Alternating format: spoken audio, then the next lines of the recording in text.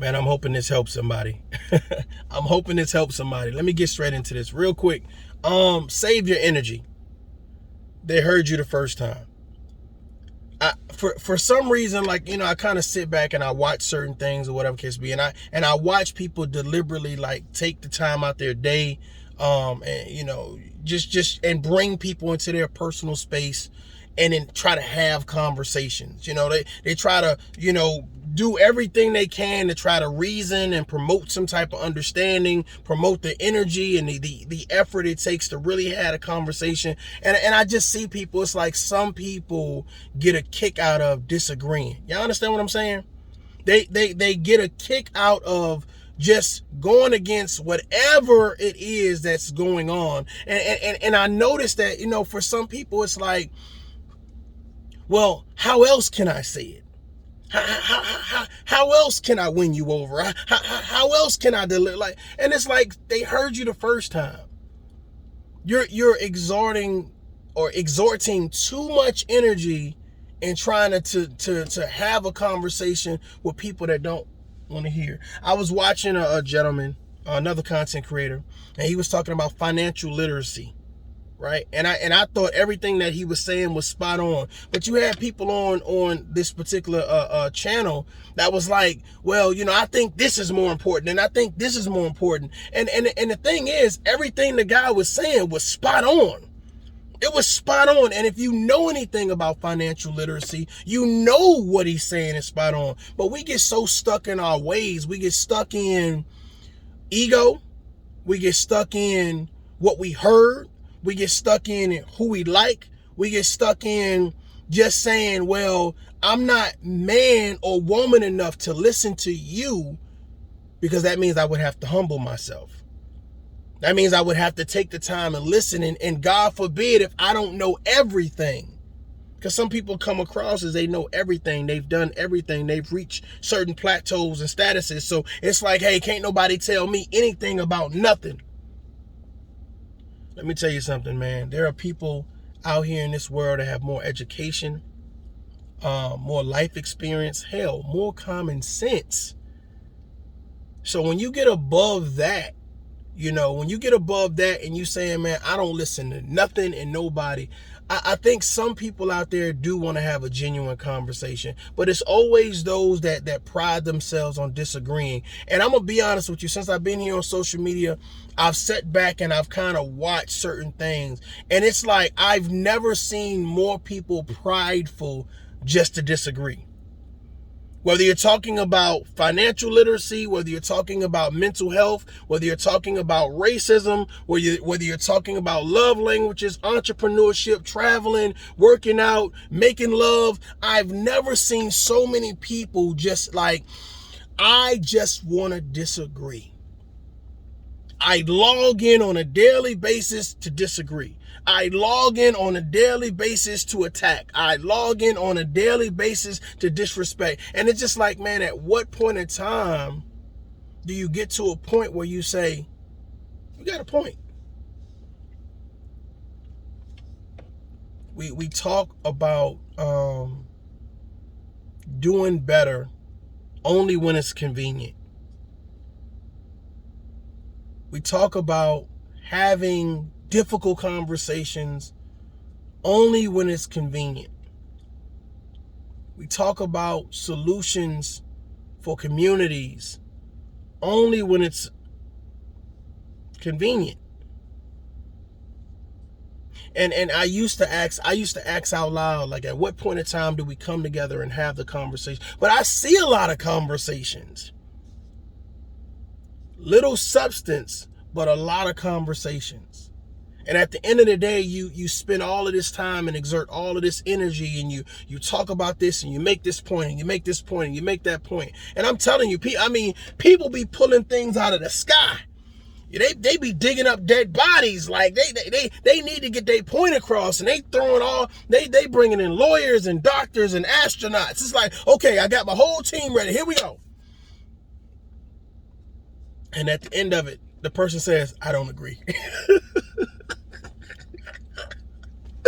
You know what I'm saying? It's like, man, it's like, is it, maybe that's just their thing. Maybe they just disagree to disagree. Like, how dare, you be right about something with it. And I see these conversations, and it's like, this volleyball match where you watching the ball, you know what I'm saying? And it's kind of like, oh, here we go. And they're just hitting, they're hitting the ball back and forth, but really what they're doing is saying, nope. Instead of just catching the ball and saying, let me think on this. Let me comprehend this. Let me listen for understanding. I don't see anybody really listening for understanding. Everybody is listening to reply. The second you say something, I don't agree. I don't agree. No, no. Pineapples. I don't agree.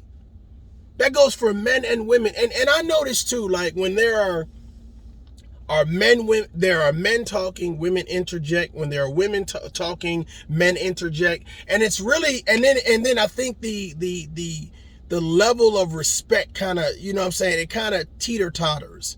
You know what I'm saying? Because if there are two men talking and a woman interjects, and let's just say the woman is being disrespectful, like, and you say something to the woman, and the woman says, okay, well, I can get disrespectful with you, but you can't get, like, it changes that dynamic. And it's like, nobody really wants to have a real conversation. Everybody just wants to be heard. Can I say that again for the people in the back? Nobody wants to have a conversation. Send information, receive information. They just want to be heard. I told you how I felt. I told you off. I made my stake and I made my footprints in the sand. I'm the man. I'm the woman. Right? This is who I support. This is my principles. This is my standards. But your values, right, are most important to you. They don't matter to anybody else. Your personal values, your personal beliefs don't matter to the next man. It's how you articulate why you're so passionate about it. But see, here's the thing. Don't confuse passion with anger. Don't confuse passion with emotion. Don't confuse passion with aggression. Don't confuse passion with being out of control. You ever seen somebody out of control in a conversation? Somebody just so willing to say whatever, to do whatever in a conversation. Like, hey, pump your brakes. We just talking. It ain't that serious. Some people, you know what I notice? I notice that some people will not allow you to have a conversation because they don't want the conclusion to be that they're wrong. They don't want that level of embarrassment. And I don't understand why it always has to be winners and losers in conversations. Why it can't just be a conversation? You ever talk to somebody genuinely? Let's say you walking your dog, you at the gym, you're walking out the church, and you having just a general conversation, a polite adult conversation. Hey, how's your day? Hey, the sports team. Hey, did you see what's happening with the president? It's just a general conversation, but I noticed that especially a lot of times here on social media, people pride themselves on having the back and forth. They pride themselves on placing some type of victory on a conversation when really it's just people having a conversation. Some people just want to be heard. Hell, some people just want to be seen. Because in real life, they don't have anybody that they can just connect to. And that's what I'm noticing here again on social media. A lot of people don't have anybody they really can connect to and talk to.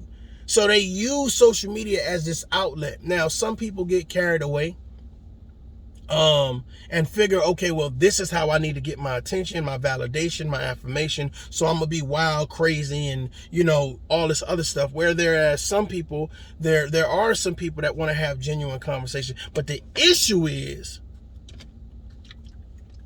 when you pull the people that want the drama, the gossip, the mess, the distraction in with the people that want to be logical, reasonable, understanding. You pull the people that want to be condescending and disrespectful and outlandish, and you have the people that actually care, that want to build. You pour them all into the same pot, which is your social media, and you stirring it up. And when you open it up, you getting a bunch of shit. Save your energy. Save your energy. I think trying to convince people that don't want to have the conversation is pointless. I think trying to sit down at a table that's already lopsided. You know what I'm saying? It's already lopsided where the odds are stacked against you. Now, some people like the odds. Like, me personally, I like to defy the odds, right? But I'm saying for your sanity, for your serenity, for your peace, for your positivity, I'm saying that if you are not built to have those conversations with people that would rather just disagree, I'm saying save your energy. I'm saying put your efforts towards something that can be given where it's untarnished. They say negativity breeds negativity. But what does your conversation breed? What is your listening to comprehend breed? I seen this woman, she was talking about daycare and how important it is to understand what type of daycare you're putting your child in. And there was another woman who was like, I don't even put my kids in daycare because anything can happen. You know, and whereas I can understand you wanting to keep your child close to you, trust me. I can understand you wanting to keep your kid close to you or whatever, but everybody doesn't have the luxury of being able to speak a stay-home mom or stay-home dad or stay-home parents. Some people have to go to work, so the information that's being put out about daycares is relevant.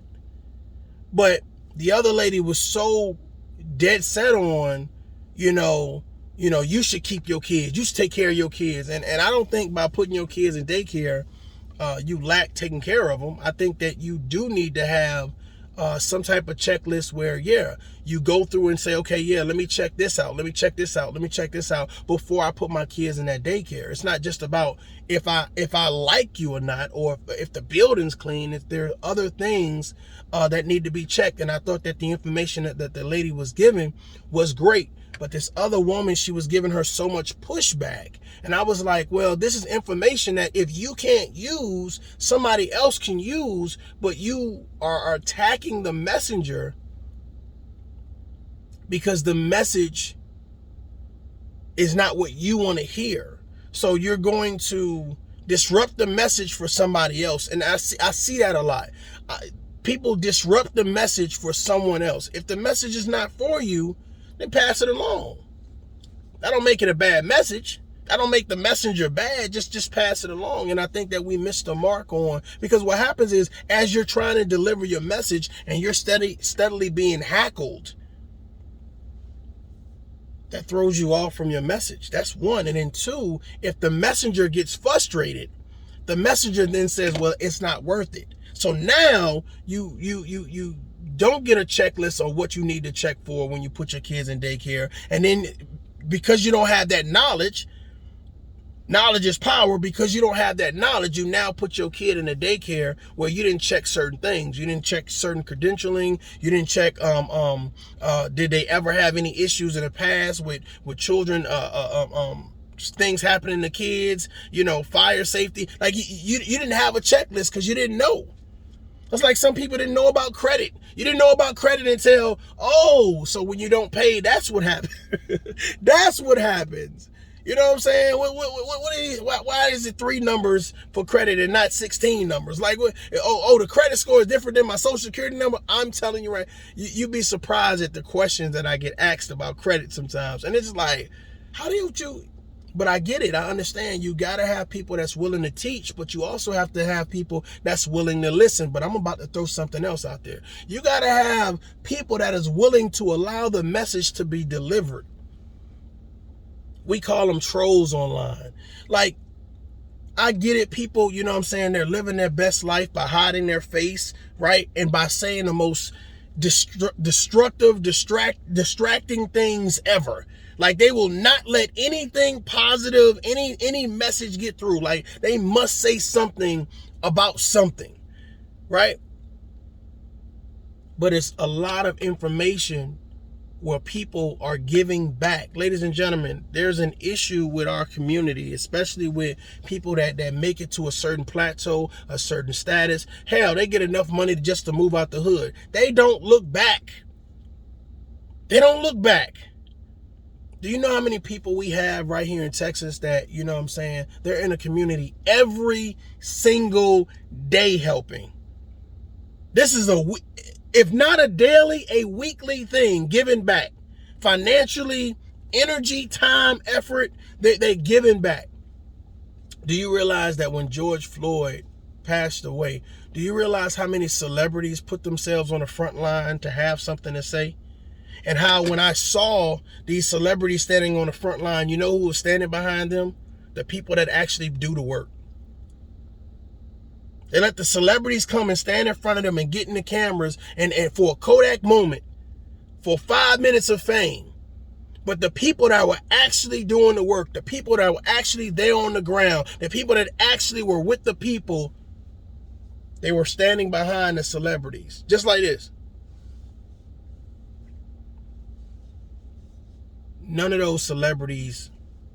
Hey, let me bring up Sister Johnson. Let me bring up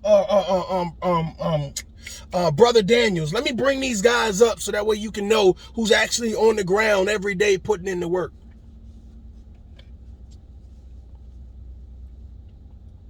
Save your energy. Save your energy for conversations that matter.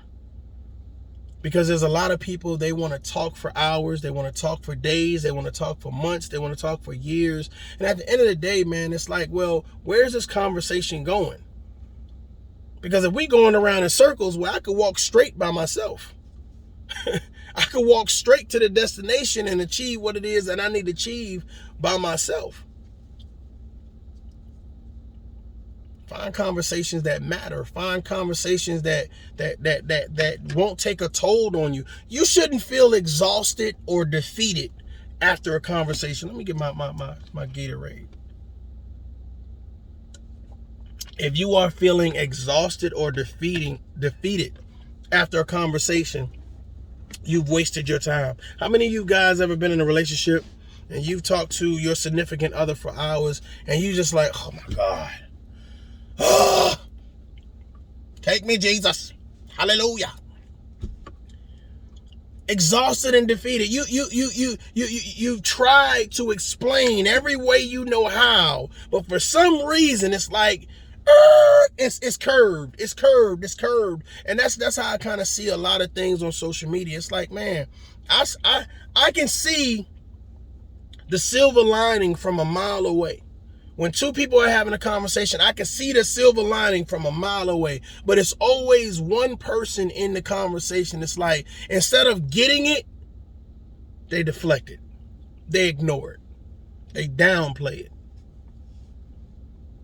And I don't think it's because they're ignorant. I think it's because it's by design. It's by design.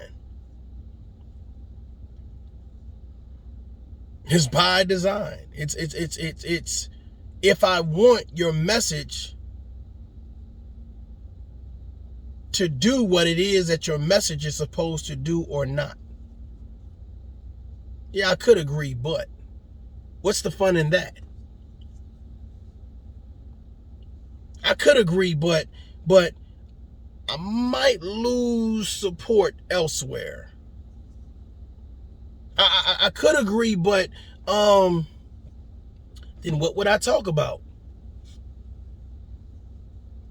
I think we got some real life Simon Cowell. Y'all remember? Is that America's American Idol? Was that American Idol? I think it was American Idol.